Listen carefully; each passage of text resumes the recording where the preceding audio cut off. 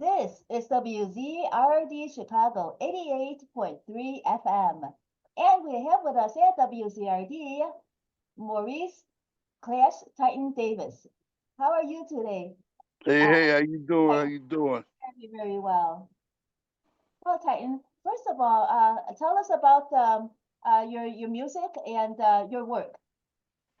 Well, I'm a DJ and producer. I've been DJing since 1984. My background as a DJ started with me doing, basic R&B, hip hop, and house music. Um, been in a lot of clubs all over Chicagoland area. There's too many now. I sent you a bio of everything that I've done from the June Bar, Blue Note, Double Door, all these different places I've been. But as far as my production, I got introduced to the game of production back in '88 when I did an artist by the name of Vakil, who is a well-known hip hop artist in the Chicagoland area, and also that spun off to me doing production for the well-known rapper Twista. And I did his first single, Mr. Tongue Twister, in 1991. Got him signed a major record deal, and I think that from that point when me and him had a falling out, I kind of shift gears towards house music because house music was always fun, and a lot of people love to dance, and I like watching people dance. So I started going into house music and got really, really good with the people and started getting pretty popular doing that. And but being that there's so many house DJs here in Chicago, I had to set myself apart from just being a DJ to remixer producer. So I started making my own remixes, and the DJs was like, "Wow, what is that? What is that?" It's my own tracks, and I got popular with that. Even back in, I would say that started in 2012. So no, I was just doing me, and people love what I do. I have over probably 600 remixes that I've done from since 2012 to now. That's really great. I'm also on WKKC radio, which is 89.3 FM, or now it's the stream. I've been on Fat Track radios in New York City. Also doing stuff with uh what's the name of that station with Lamont Watts. I did stuff with them. Um, just all over the place. Just me doing me. When you were doing the remixes before that, did you were you already remixing but without recording? I was remixing hip hop, Ah, a lot of rap music. Because house was brand new when it came around, and when I was a kid, though, about 83, 84, house was just hitting the scene, and hip hop hit the scene in Chicago, and everybody started gearing towards hip hop because, like, yo, it was the happening thing, it was the new thing. But me being, I'm also an MC, a rapper, I do it all. So I wanted to get in depth into how to create this music, how to be a part of that industry. So I started doing a lot of hip hop stuff, and people liked what I was doing. I had a couple of guys I dealt with on the local side. My best buddy, his name is Eric Jackson, known as DJ E. He had equipment in his basement, and I brought some of my stuff to his house, and we had a little makeshift studio, and we started doing tracks for a lot of people in the neighborhood. And you once you go from the rinky dink equipment to the professional stuff, then things start changing. I think the first time I've been to a professional studio was Jerry Jackson's Smooth Sound Studio on Michigan. I think it was 23rd in Michigan or something. I can't remember. God rest his soul. He's deceased now. But that was the first time I've been to a professional studio and saw how a studio actually supposed to look and how it's supposed to work.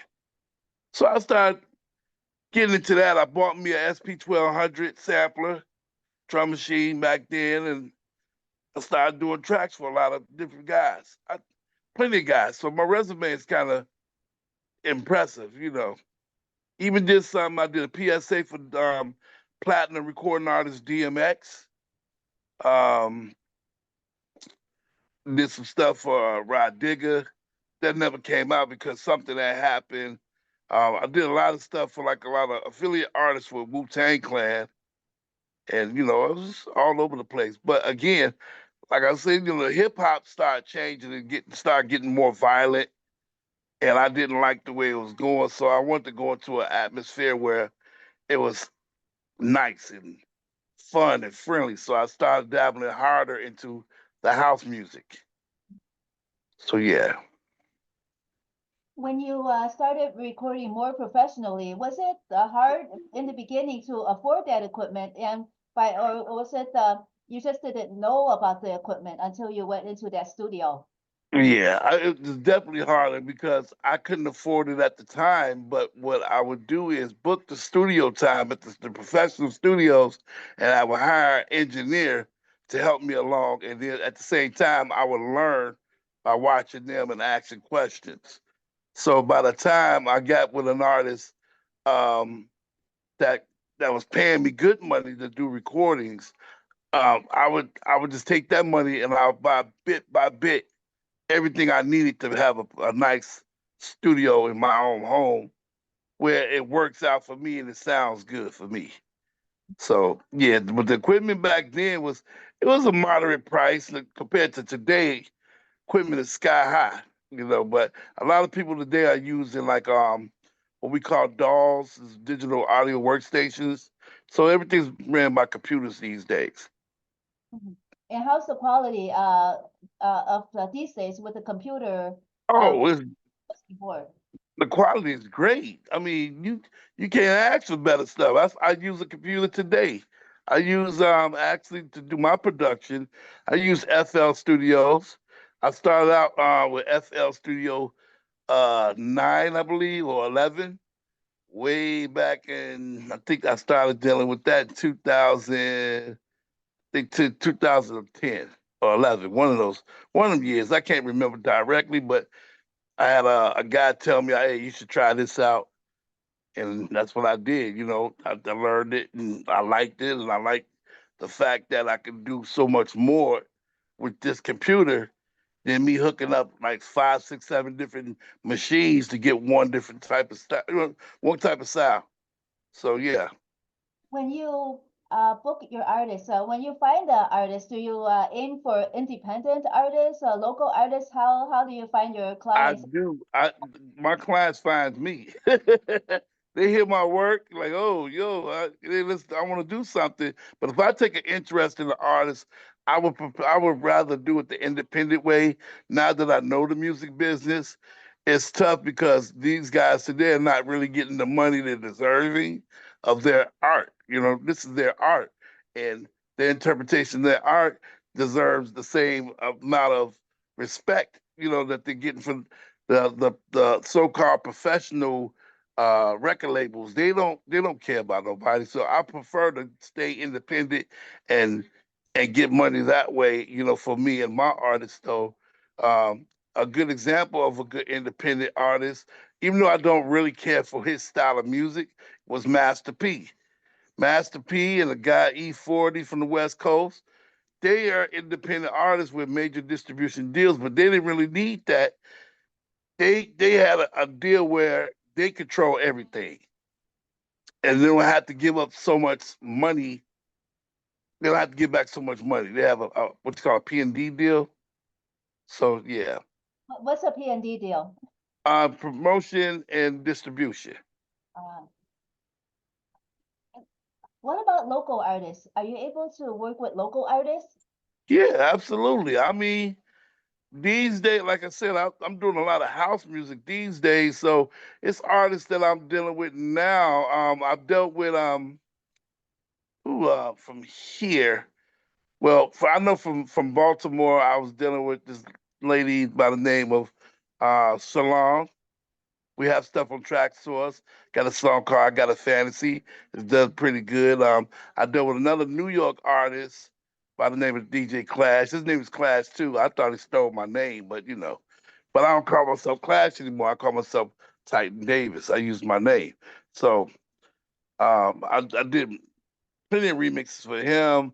I did with an artist named Momo out of New Jersey, along with DJ Jigsaw. Did a remix with them. That turned out great. And but as far as Chicago guys, here I only deal with certain producers. Um, that's like that understands me. Like one of my partners' names is DJ Sound, and DJ Sound is like a phenomenal producer. This guy, he plays keyboards and stuff, and he has a good sound to his style. And I try to deal with him as much as I can, but he's been busy as of late. But as far as artists here in Chicago, I'm trying to do something with this young lady about to call herself Pretty Kitty. She's an R&B artist. She does her own production, her and a few of her friends. But I reached out to her to do some house remixes, and she told me to try, check this track out. And I did a house remix of it. She was blown away, like, oh, this is so dope. So, but we're working on doing some stuff um, pretty soon in the future where it's gonna be officially released. Yeah, You're also trying to get recognition for some artists politically and like for street signs, etc. And you said that, absolutely. and it's been difficult politically. Yeah, my man, well, he passed 2 years ago. His name is Dion Boyd, aka DJ Dion. He is like we call him the godfather of ghetto house or ghetto tech house, however you want to call it, but ghetto house. This guy, been a legend for years. Been on dance mania record labels. Been on tour for many moves and put in a lot of work for Chicago. But the sad part of it is uh, the what we call the gatekeepers, the older heads. They don't want to really acknowledge that guy. They don't want to acknowledge that genre, even though house music itself has many different genres. It has over at least 40 different genres in that music. Ghetto house actually is the second biggest genre back when 91, 90, in the 90s when house went underground for a minute. When people started doing ghetto house, it kind of brought it back alive. Let the older guys say it never went anywhere. It did. It wasn't surface music anymore because you didn't hear it on the radio, the presence of the radio station anymore.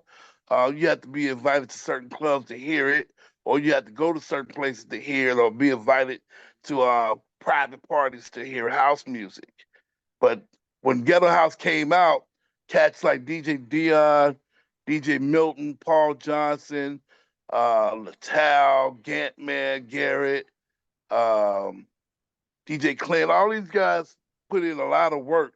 RP Boo and DJ Jalen, they put in a lot of work. Ghetto House, hence the name, they don't like the name Ghetto, but this is where we're from. We're from the ghettos of Chicago, which people look down and frown upon it, but it is what it is.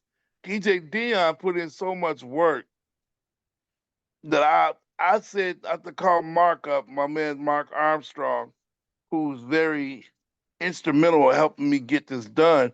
I said, hey man, this guy he deserves the street sign for all the work he did. And he was doing so much good stuff overseas and he traveled the world and people knew his name. It's only right to get this man a street sign. And Mark is helping me with that right now. We already got a resolution for him already. Resolution, But we Cook County. Yes, from Cook County. I haven't presented it to his family yet because they made a typo in it. They didn't say house, they didn't say ghetto house, they said it's hip hop. So I'm waiting on them to correct that. Like you can't get us to his family with hip hop on it. So For we're the trying hard. for the Amboyd's music, was it only being played at clubs, or did it get out at all on the on radio or It production? was it was being on radio and in clubs. It was in the streets that his style of music was very popular amongst the young kids. See, what the older people don't understand, the old heads of house. I hate to say old heads, the guys that started before us. What they don't realize is ghetto house style of music is introducing the kids to dance music. If you took the word ghetto out of it, it's still house, but it's dance music for the kids. They can dance faster because they're younger. We're older, we gotta slow it down a little bit, like, hey, okay. But the kids want to have fun too. You introduce them to that, and they have a respect for what the older guys done. So you can't really try to shut down on ghetto house because it's a part of what they started, what the house community started. The And the gatekeep thing, the I'm gate part, the gatekeepers that you talk about, yeah, are they from the house for third? yeah. I've How are they able to stop a street sign from getting into get getting hung up on it's a city of Chicago street sign, right? An honorary street sign. And are yeah. they, so you're saying that the gatekeepers are trying to keep that street sign from happening? I can't say that, but all thing I know is it's mighty funny that all the older guys they can get theirs with ease. A snap of the finger, oh yeah, give it to them.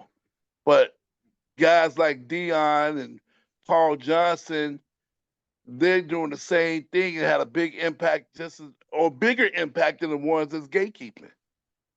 They have a way bigger impact and way more influence than the ones that's gatekeeping. They want to acknowledge these guys, and these guys put in a lot of work, and like I said, had a big impact. Paul Johnson, the song "Get Down" that he did went platinum. It's a platinum record. He deserves a street sign. He's deceased now. God rest the dead. DJ Dion, his songs, and he had a whole bunch of different songs. I can't say the names of the titles because little, some of them a little vulgar, but it's the kids understand it, and and we understood it when it came out, and he deserves a sign.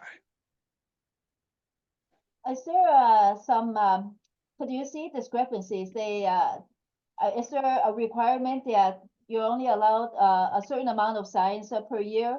And the gatekeepers, are they getting more than that allowed amount of signs per year? That I wouldn't know, but what I believe is they're more politically in tune with the people that gives them the signs and the rights to get the signs, or they know more than we do. But that's why I connected with Mark Armstrong, because Mark has these people, he has numbers on these people, he has relationships with them, and he can actually ask them, hey, this person is trying to get this. He can put it forward and make it happen. So far, we got the resolution, but it's only right to give him that sign. So if he can make it happen, that'll be great. For city of Chicago, does that have to go through the alderman? Yes, you got to go through the alderman, um, and talk to him and tell him what we're trying to do and why he should get this sign put up and what he's done to contribute to the music that came from Chicago, that's created by Chicagoans, Chicago producers, Chicago DJs. It's only right. So yes, we had to go through particular alderments in the area where these producers dwelled or lived at the time. What else do you get with the sign? Let's say you do get the sign, then there's an another sign that you could keep, like, to put up in the house in Yeah, you get two signs. You get one that goes up on the street pole, the light pole of your area where you're from, and one for your house for your safekeep for you to, admire as a trophy, as if you will. Is there any city council resolution along with the sign? It should be one. Yeah, so we did one for Shabba-Doo, who's a street dancer, very popular in the movie. He's an actor, dancer, and a street philosopher. He had a street sign. We got a street sign done for him through a young lady by the name of Valencia, Mother Diva. She was instrumental in making that happen, and it also came with a resolution. So she was very instrumental in making that happen, and I'm proud of her for doing that. I'm glad that she included me in on making that happen with her, because I contributed uh, a collage, an artistic collage of Shabba-Doo for the family. So yeah, The collage was like a digital poster.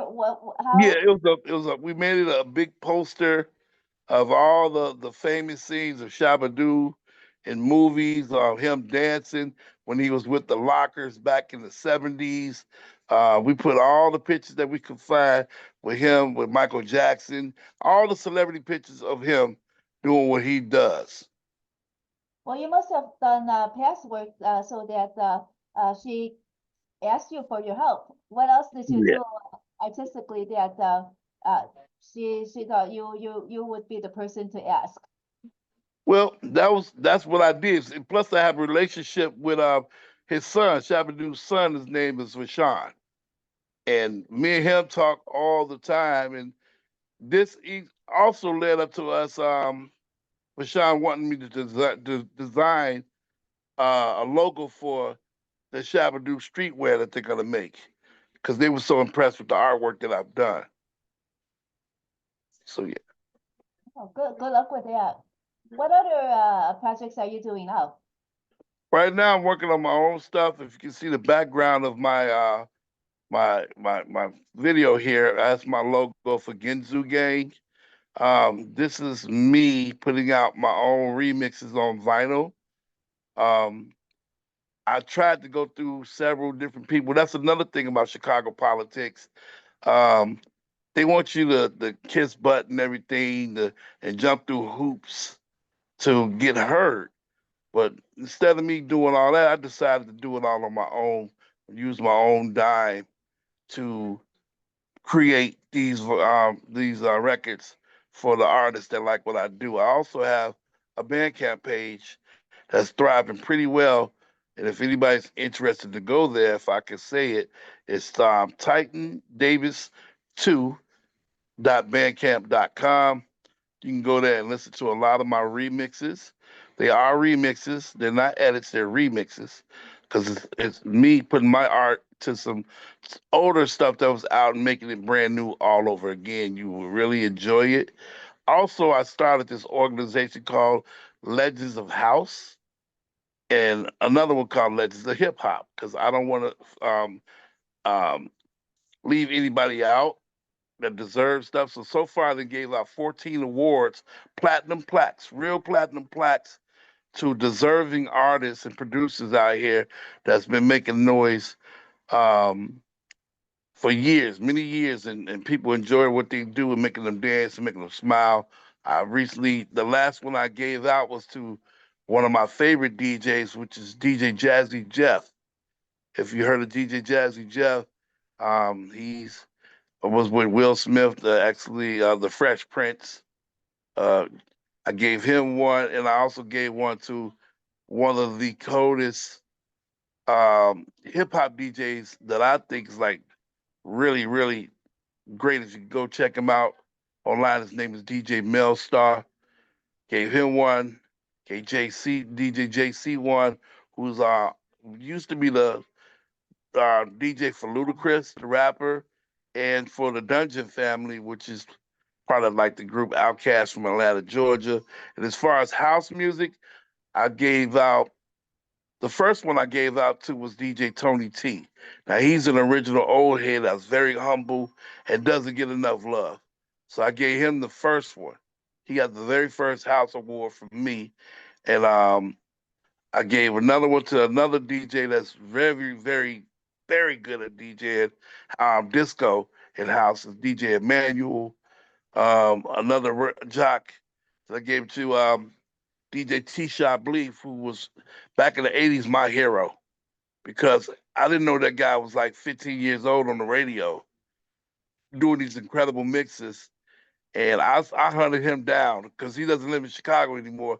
And by chance, I had a friend who has a friend that used to date him and still talk to him. And I got up with him and I sent him his plaque. I was happy about that. I gave out a lot of house awards to a lot of house DJs here. DJ Ferris, who's on the radio now, I gave him one. DJ Little John. Um, who else? So I'm trying to think of everybody that got a house award for me. It's a You, lot of them. Just put it like that. you mentioned earlier that politics prevented you from doing what you wanted to do with this with helping the artists. So in other words, you're saying that the politics infiltrated into business?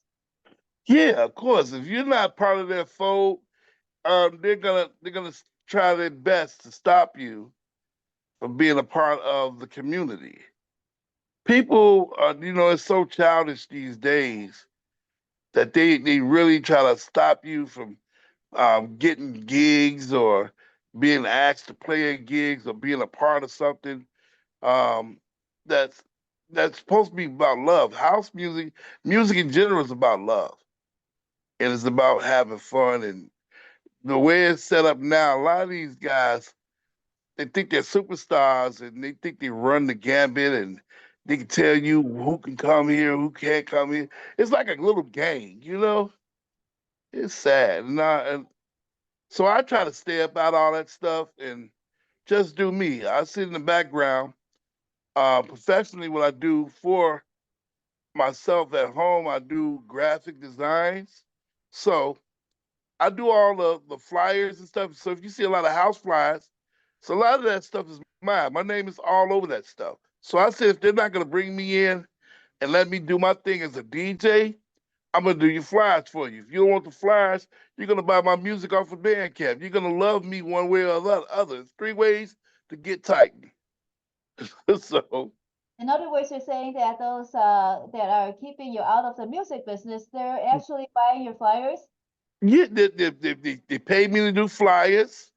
They pay for my music online, or they'll say, okay, well, we want to book you for an hour or two. They gotta pay me, but I refuse to just do anything for free. Well, unless it's something for a worthy cause, like we did something for prostate cancer, we did stuff for breast cancer before, and I would donate my time for that because it's for a worthy cause. So that's the whole thing with that. I'm working with an organization also. I'm wearing a shirt right now. It's called Love, Peace, and Happiness. And my buddy, I don't know if you can see that, Love, Peace, and Happiness. Get the peace sign with the heart, the smiley face. My buddy who runs that organization, his name is Daryl Hit 'em Hard Smith. Very, very conscious brother, very humble brother, and all he wants to do is give events. Pardon, I got give events to just give love back to people and let them come out and enjoy themselves. So I work with him every year on those projects. So if you ever around, if you want to come to one, you're more than welcome. You can have fun, eat food, and enjoy good music and be around solid people. Thank you. If our listeners want to learn more about you, support your work, or have collaborate with you, where should they? They can go to Facebook.com. Maurice, you find my name Maurice Davis, and then say Titan Davis in parentheses. You can go there. You can go to my Instagram, it's Titan Davis. You can also go to my Bandcamp, which is Titan Davis 2.bandcamp.com. It has my phone number there.